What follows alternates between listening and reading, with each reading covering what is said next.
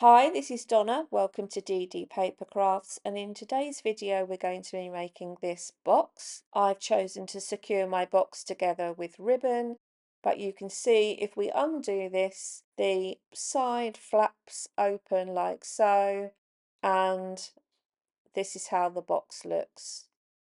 The box was actually inspired by a box I saw on Pinterest, which was made from wood. It didn't have the section at the top, and inside it held a bottle of wine. So let me show you how I put the project together. For the side panels, I've got two pieces which are 4.5 by the width of A4 cardstock, and I'm going to score at 4 and 8 along the long side and half along the short side, and do that on both pieces. And for the base you'll need one piece which is 4 by 4. Fold and burnish the side panels. Take your scissors, cut away the intersecting corner on the left hand side,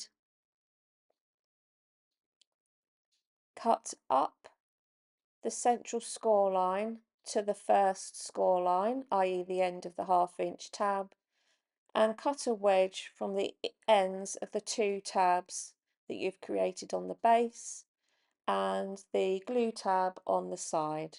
Do that on both pieces. We're going to join the strips together, add glue to the side glue tab, add the second panel onto the top to join the two pieces, and then add glue to your second glue tab and join up to create your box.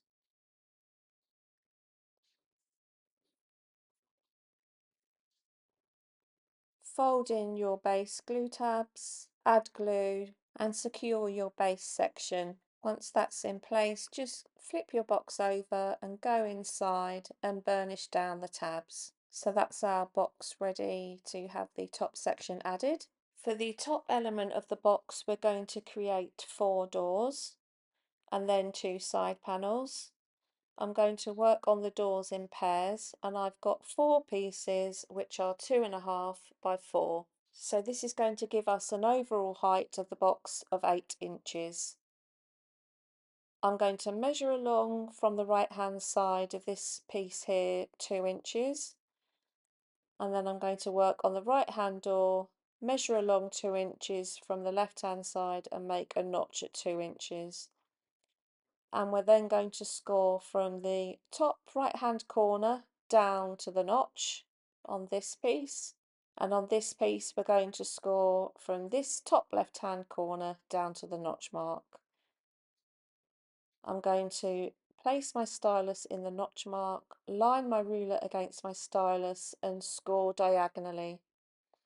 And you want to do this as accurately as possible because you want to get a nice pointed and crisp look on the front of the box.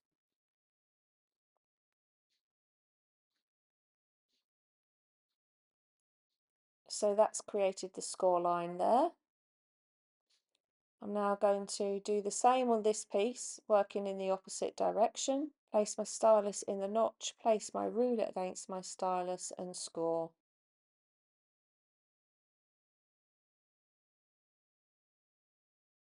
And I'm going to work on the second set of doors in exactly the same way.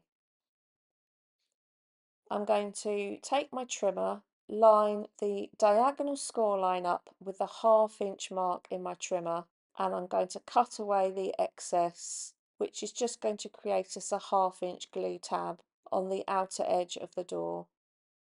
Fold and burnish along your score lines. And I'm now going to trim away on each door the overhang like so.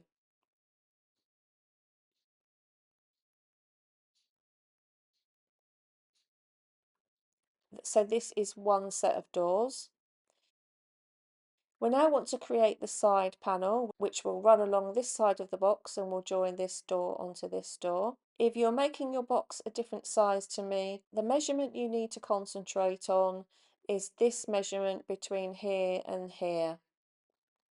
So that will be the length of piece of cardstock that you need by the width of your box. You have a couple of options. You could make your piece just the length of the doors. So your piece, the top of your box ends at the point of the doors. Alternatively, you could, as I'm going to do, is extend the length of the side panel, and that's going to create an additional closure on the top of the box. My side panels are therefore going to be 4.5 plus 1 inch. So I will have two pieces which are 5.5 by 4, and on each piece along the 5.5 inch piece, I'm going to score at 4.5 inches. Fold and burnish. I'm just going to round off the tops of these corners because that's my personal preference.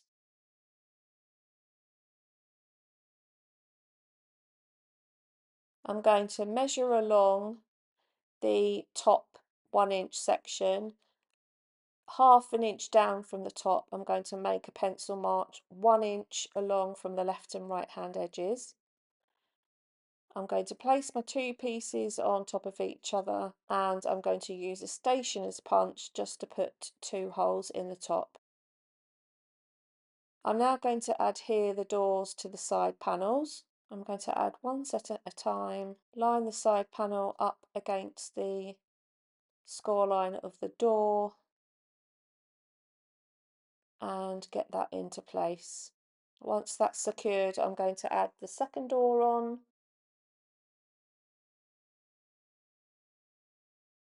and then I'm going to repeat with the second side panel. To join the doors onto the box base, we want to use a pair of hinges. I've got two pieces of cardstock which are 3 7/8 by 1 inch, and along the 1 inch side I'm going to score on each at 1/2 inch. You then want to fold and burnish these, and make sure that you fold and burnish them in both directions.